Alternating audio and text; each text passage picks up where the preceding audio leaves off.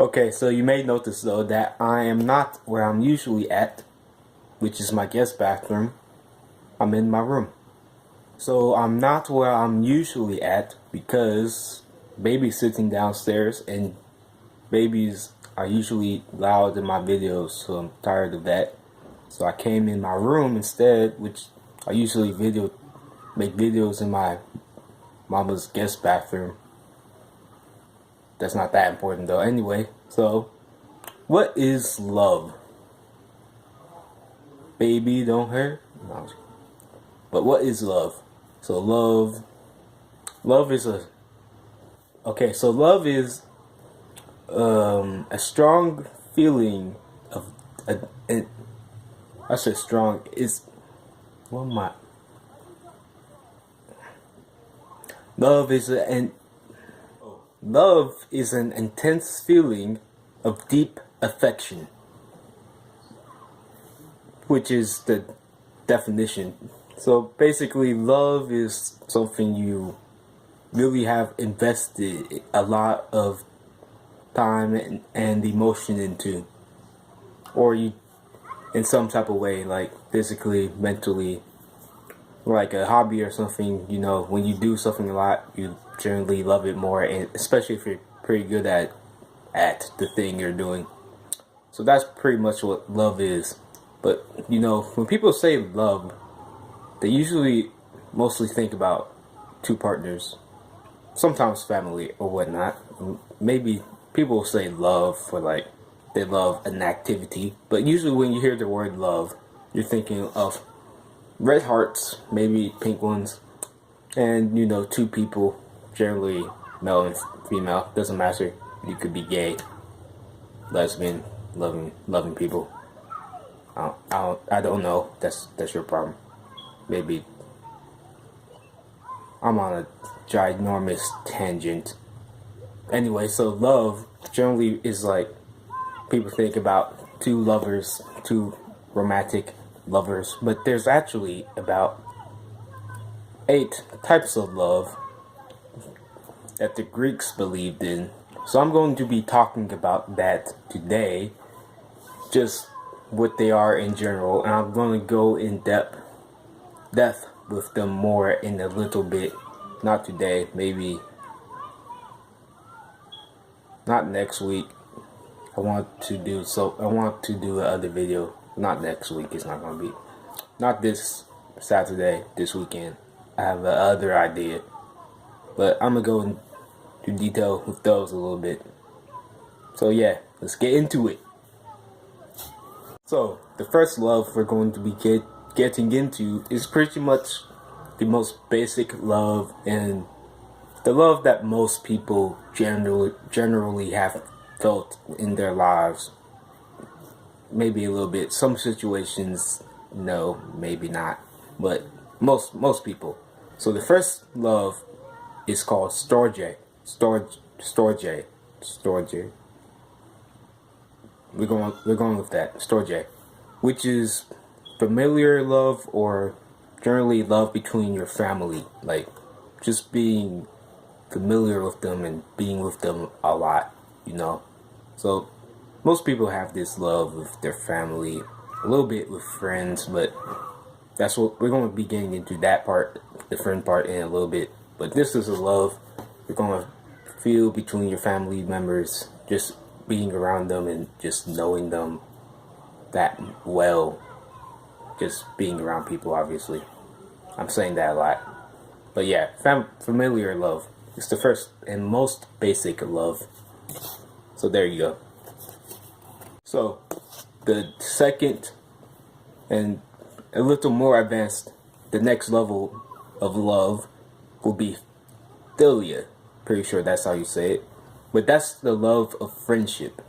You know, you find someone, you know, other friend, a buddy, and you know, you just get there, you just have things in common, you know, you just relate, you you do things together, and everything like that is just that strong. Is I'm not going to say it's stronger than family love, but I would say it's probably a bit more intense. Like it's more intense, it's because it doesn't have to happen. Like it just happens. You make it happen, and it's difficult. Like familiar love, that's a little easier because you know you're stuck. You're pretty much stuck with those people for a certain amount of time. But the love of friendship, you have to make that happen. You have to do that pretty much on a consistent basis for it to last. Like with families, it doesn't. You don't have to try too hard. It just happens for about the 18 or more or less years you're gonna be with your family. But that friendship, the love of friendship, is always gonna be pretty strong. So on to the next love. Is I forgot. I forgot what it's called. Wait a second. I knew what it was, and it was pragma. Pragma, which is enduring or aged love. I was looking at this screen. Didn't forget. It's pragma. Pragma, which is aged or enduring love. That's that love that has been for a while. You know, you go through that intensity. You fight. You fight for that love. You work for it. The love between two old people, that's pragma. They loved each other for a cool minute. I don't know why I'm doing this, but I is. Trying to be black. I'm white on the inside. Anyway, that's pragma. Aged love. Look it up. No, you don't need to look it up. I'm right here. But yeah, aged love. This is out of the basic loves that we just went through. I think this is the most intense. And right in this altogether, it's not the most valuable, but it's probably second most valuable love you can have. So yeah, this is, it's pretty great, man. Just being able to get through something with someone for so long, be able to get through it, you know, just learn to understand each other. That's just amazing, man. Don't understand how some people do it, man. Like, that's why everyone loves those old couples, man, because it's hard. It's hard to do that, man. It's just crazy how anyone could love each other for so long, get through all that. But yeah, dang, I want to do that one day, though. One day, it's gonna happen. It's gonna happen. Y'all see it. Y'all will see it. It's gonna happen. It's gonna happen. So these next two loves, they're not really too important for most relationships. They're great. They're great to have when you have them, but for most of your life, you don't need them until you find that one person. Ludus or Ludus, either one of those, or playful love. This is that flirting love, you know, that young love, you know, that little spark you get when you find that little cute girl at the corner of the classroom. You know, she flipping her hair. So every time she sees you, she just got that little giggle, you know, little butterflies in your stomach. Yeah, that little love. It's that little love. That's playful, flirty, you know, that's that exciting love stuff, man. Just messing around. I've had that. It's pretty fun. It's not exactly what I want. It's not exactly what everyone should want. But it should be there when it's there. Now this next love is what most of these guys want. These little guys running around in these streets want. It's your eros, or erotic sexual love. You know, that sexual passion, you know, just saying get down. Nah, that's weird. But, you know, making babies. Trying to make babies, that type of love. It's actually considered the least important love. So it's again, it's fun to have though. It's fun to have that little sexual interaction with somebody, just being able to do that. But it's not important in your life or relationships. It's just when it's there, but you don't need it. Like these two we just talked about, you don't need them. These next two are going to actually, these next two are going to be important, and then the last one is what I'm going to have to talk about the most. But self-love. So everyone knows that, you know, it's hard to love someone when you can't love yourself,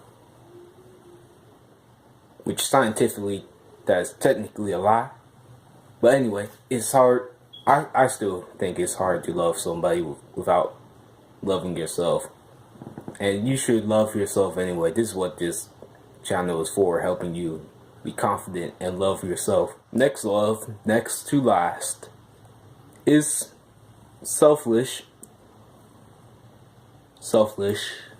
or unconditional love, which is, you know, loving someone without expecting anything back, which technically I feel like this love is in a sense not really possible, but it is.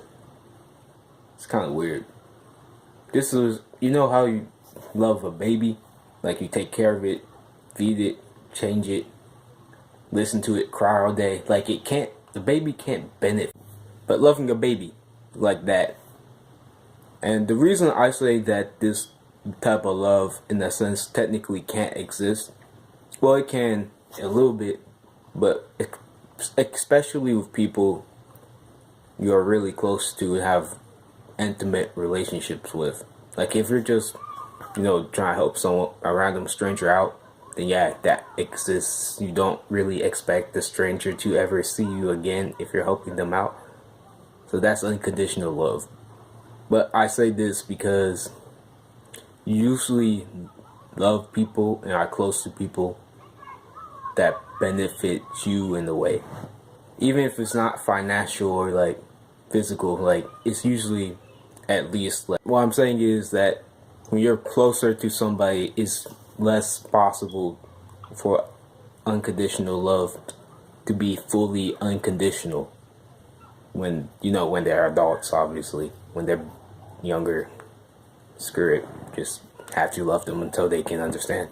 But so that's why, even then, like, you only love a kid because you expect them to be able to do something later, you know. But that's why I believe that love, in a sense, when it's more intimate and close, it technically can't exist, but it does exist. Obviously, you can love to help strangers out and whatnot, not expect anything back.